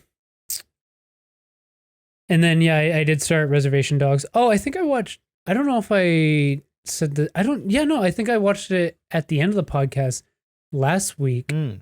But I don't know if I just said Reservation Dogs, but yeah, I did start that. But I actually ended up going back and watching Birds of Prey. Oh, you did? Yeah, because I hadn't seen it yet. Right? It's pretty good. It is pretty good. It is a good movie. Definitely liking the R-rated DCEU stuff, and hey, taking a step in the right direction. Just be the edgier Marvel, Why not? Because they're still having fun and they're still giving us rated R content. Exactly. Come on. I think that's gonna be it as far as watch. Now, music wise, I had a very busy weekend. I was working a lot, so I was like, you know what? I listened to my releases playlist, and then I started getting into a lot of the catch up stuff. So did love that Pink Panthers track. Was pretty into the Lizzo one as well. And I love that Jid track for the Madden soundtrack too. Oh my gosh. Fire. Oh my God. He pulled it out on that. Yeah, pause. But and also this Van Jess and Lucky Day track was pretty good too. Slow Down. Oh, pretty nice. I think I saw that pop up. I hadn't listened to it though. Yeah, no, it's pretty nice. Figured I'd get the singles out of the way because the albums are gonna be a lot more. Bo Jackson. I thought it was honestly not as good as Price of Tea in China, but definitely did enjoy it for what it was, and it was extremely solid. This new Jungle project, Loving in Stereo. I thought was really, really, really nice. Okay. And also this EP from this artist Junior Varsity, I thought was pretty Junior solid as well. Varsity. I've been hearing about Junior Varsity actually. Yeah, no, I thought it was a pretty interesting project, and Because definitely excited to see more. I think they're somehow associated or like affiliated with Gene Dawson. Somehow I think so too, because I was looking into them and I saw Gene was Yeah. following, so I was like, okay, yeah, there you go. And it makes sense, check. stylistically speaking, kind of. Oh, there's kind of, you can see some Not necessarily. It's just kind of that more like all indie hip hop kind of lane. I don't know. Got you. Somewhat, but yeah. Also, an album I didn't really expect to enjoy as much because I never really got into them. But the Killers project, Pressure Machine, I thought was actually pretty solid. Okay. I enjoyed it. Oh, and also this, I think I rated that one incorrectly. Okay. Unless I didn't. Watch House, self-titled Watch House. I'm going to go back to that and remember if I liked it or not. Oh, what? You gave it a good score and you're like... I gave it a pretty good score and I was like, did I like it that much? I think I did. You know what? I'm going to say that I did, but I will go back to it. And then now, in terms of just the stuff that I was catching up on, finally got around to that Godly the Ruler project, work in progress. Thought that was really solid. You said Godly the Ruler? Yeah. Hey. I know. It's not on music boards, so I added it myself because you can contribute shit now, which I'm really happy about. I think I was actually looking for it to add. So yeah, no, it's not on there, but I contributed it if you want to just drop the rating on mine. I thought it was really solid. And the Lens is making things happen. Shit happen. Yeah. Exactly. Also, Lava LaRue project Butterfly, I thought was really solid as well. You caught that one too. Yeah, I did. Look at me putting people on. I know. He's really like, cause I just be on your page and I'm like, oh, you really like that one? Okay. Cause like this is all shit that like I've never seen or heard of because I just go on like the release stuff. Also, you were tripping. This project is amazing. Backwash. I lie here buried with my rings and my dresses. Look, fire. Listen. It's so good. I told you about this. I said, this is an album that I can definitely appreciate. It's not for me. It's just not for me. It's so up my alley. I don't know. I love that. Like, that's why I was like, when I heard it, I was like, oh no, you're going to love this. Like, you're going to love this. For me personally, it is too much. Yeah, it's just not for me. It's not for me. I get that. But I can definitely appreciate it for what it is. And I can definitely see why people that are into that kind of stuff are like, this is amazing. Because if I were, and you know what, it's like, not that I haven't. I mean that album it's pretty hard. It's very hard. But yeah, no, I don't know. I just not for me. I guess not for me. But when I see it on year end list, I'm gonna be like, all right, yeah, no, yeah, I get it. It's making it. We gotta start. We're getting down to the wire. It's about to be September. We gotta start prepping. Jesus Christ, we gotta start prepping for how we're gonna do the Needlies this year. Yeah. We gotta figure that out. Suit and tie, everything, whole 9 yards. And I'm really like, even just thinking about like year end lists in my head, I'm like, man, I have no clue. Yeah, no, it's like, really rough in there. I know what I have as my album of the year, but outside of that, like I'm just like, no, exactly, no clue. And last up, one more album. DJ Muggs and Rome Street's Death and the Magician, I thought was pretty solid. A lot of people have been hyping it up. I'm not sure it's quite at that level. I still personally, of the DJ Muggs projects that I've heard this year, I'm definitely more into Ram LZ with Flea Lord, but there's still one more that I do have to check out. I was actually gonna. I had heard about the that other DJ Muggs project because I was watching the Dead and Hip Hop top 5 mid-year, and they like mentioned the DJ Muggs projects this year. So yeah. Okay. They also they mentioned Ram LZ as well, but fucking love Ram LZ. It's so good. I need to check those out. Yeah, you do. A lot of music. It's a lot of music. It's a lot. Wait, actually, let me look at my exact number because I did just give a guesstimate. 259. I lied. We're hitting 300 this year, folks. Let's do it. There's no way I don't do a top 50. Like, and it's getting to the point to where there's no way I don't do a top 100.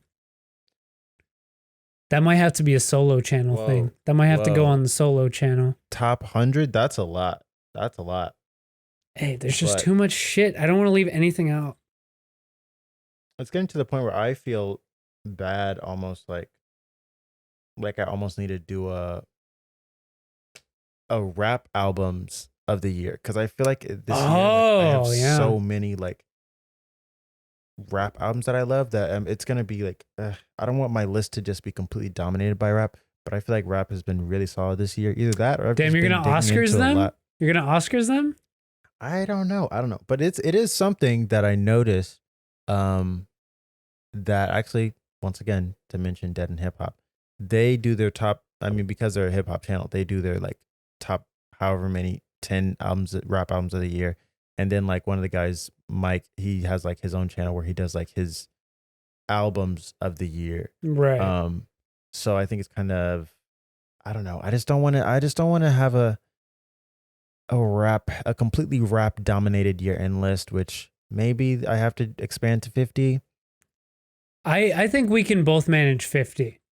We'll see. We'll see how the rest of the year goes. My only thing is I don't want to have a year end list where the stuff at the bottom of the list, I'm like, oh yeah, no, I mean like it's good. Like I want to have a year end list where I look at everything on the list and I'm like, these are great. Like these are great albums. You know, I don't want to just start putting stuff on there because I like kind of liked it or liked it enough for it to make my list, you know? Yeah, exactly. And that's kind of what we got to do. Like I think we start formulating a list. We start with maybe a higher number and then bring it down and be like, okay, do we have a bunch of like I guess the one term I can do we have like a bunch of shovelware in here that we just don't really give that much of a shit about that we can Yeah. cut out?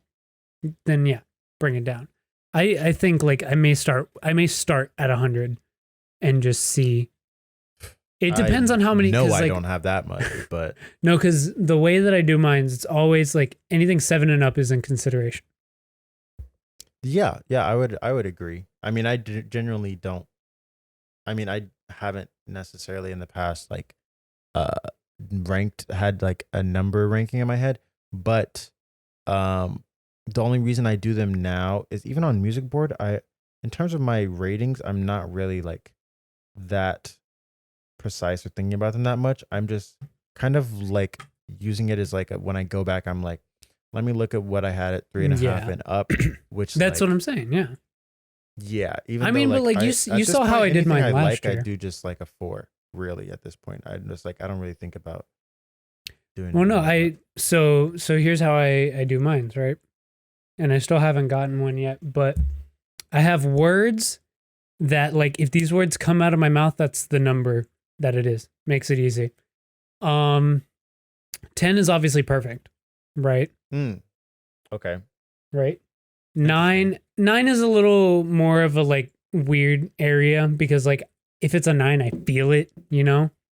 But that's like Mm-hmm. anything like phenomenal or absolutely amazing, breathtaking, like those like very high praise words. And then 8 is great, fantastic, like Mm. so good, like just higher praise. Yeah. 7 is good and solid. Those are like my two main words. Like if I'm like, yeah, this project was solid, it's a 7. Got you. Interesting. I think 6 is decent. That's my keyword is decent. okay. And then pretty much anything below that. 5 is like, oh, yeah, it was okay. Okay Yeah. is the word, or mid. Like obviously, like to use like a regular or like a Right. word that makes the most sense with the number in the That. scale. Right. Mid is what I go for 5.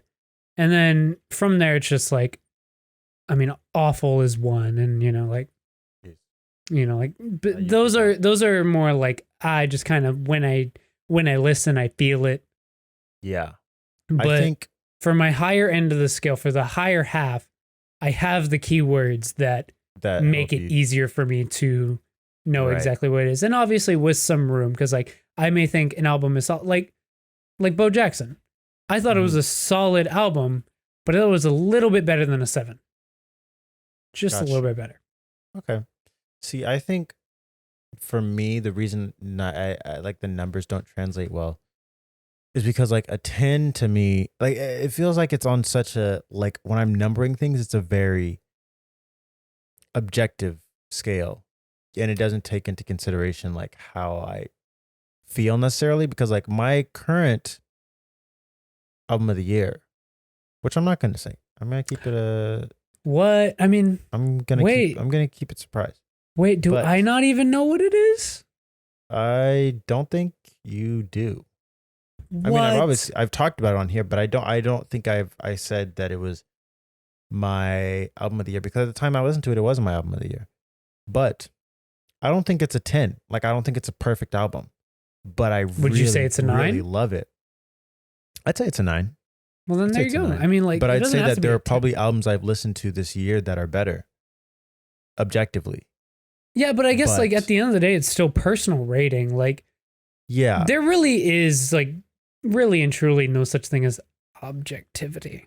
We can yeah, measure it as that is best as true. we can, but there's no Right. such I thing. can just say like when I look at this album, I'm like, oh, like, you know, you take one album and you're like, oh, like this album has really great production, and like it starts and it finishes really strong, and you're like, oh, well, this one has really great production as well, and you know, I don't think it's off to a great start, but it just gets really solid through, and it's like this album could be a 10, and this one could be a 9, and the 9 could be my album of the year, and the 10 could be number 2, you know.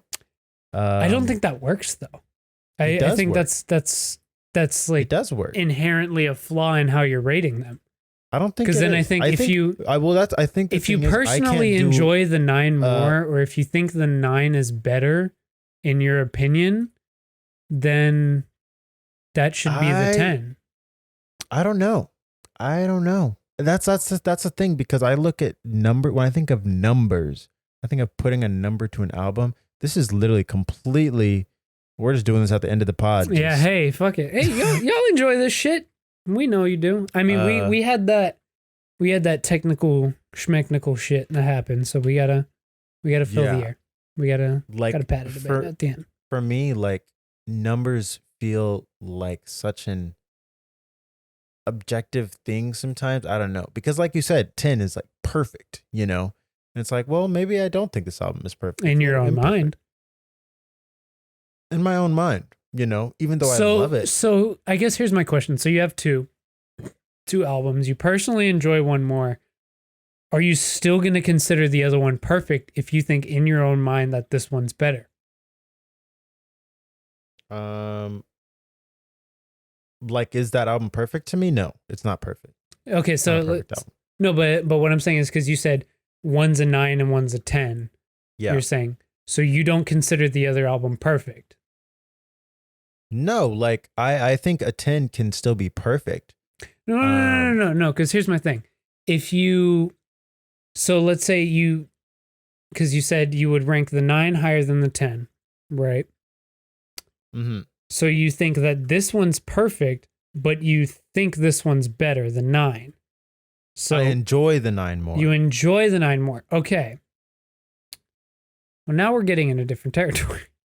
Because I do think that personal enjoyment is probably still like would be the bigger factor at the end of the day. And thus, if you don't personally enjoy the 10 as much, I don't think it should be a 10. I don't know. Here's the It's thing. tough. I don't know that a 10 has to be like, you know, I think it's one of those things where it's like, is your favorite movie the best movie? You know? Shrek 2 is the best movie, though. Shrek 2 is a great movie. It's like, this might be the best album that came out this year,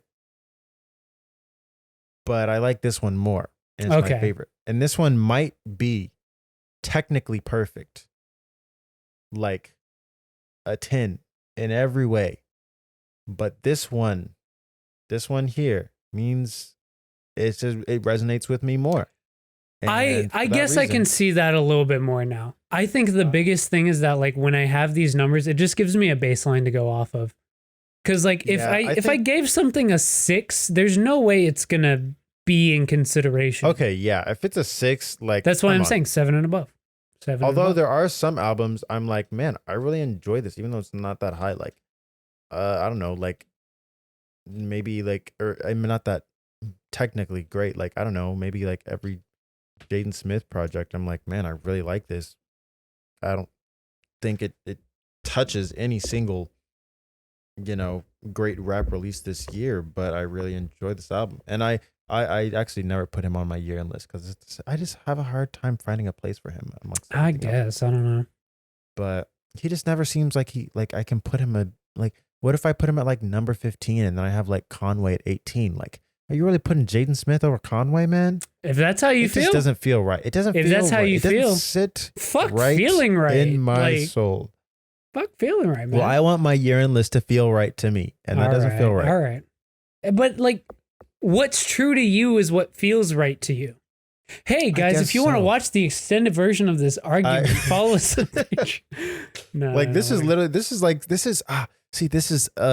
is extra content. This is the content we should be doing on the side. This is the content we need to be putting behind a paywall. We'll give it to you fuckers for free this time, but we're putting this shit behind a paywall next time. You gotta have people willing to pay for the paywall. Listen to us on Nebula. I'm not dissing those creators. No, it's dope shit what they're doing. I was just being funny. But there you go. You got the tail end. I guess no, but that is really like conversations like this, like just. But I guess that's already kind of what we do. Well, no, I don't know. I mean, so here's the talk thing about more topical stuff. This is just like conversations. Yeah, I mean, like I think we can mix it in a bit too, and like we did this episode. You know what? Let's talk about this is logistical stuff. We're going to talk about this off the podcast. We're going to go ahead and close out for the night. All right, everyone. Thank you for watching. All right. Thank you for watching. You already know what it is. If you're listening to us on Spotify, Google Podcasts, Apple Podcasts, we do a YouTube video of this every podcast. Look us up on YouTube, Neil and Lens Podcast. And if you're on YouTube, let's say you got to go on the go, you want to listen to us in the car, whatever, and you don't want to pay for YouTube Red, so that way you can listen. Oh wait, it's not YouTube Red anymore, right? It's YouTube Premium. Right. Yeah. So YouTube Premium, so you can close out the app and still play it. We're on Spotify, Apple Podcasts, Google Podcasts. Links are going to be in the description below. And for both those groups, we do shoot this podcast live on Twitch, where you can experience the technical difficulties in real time. Twitch.tv/FlipTV Live. You got anything else to say, Noah? That's going to be all for me. Thank you for watching. We appreciate it. Sweet. We do appreciate you folks. Everyone have a good night. Good night. Or morning, afternoon. I don't know. Whatever time you're listening to it. Bye.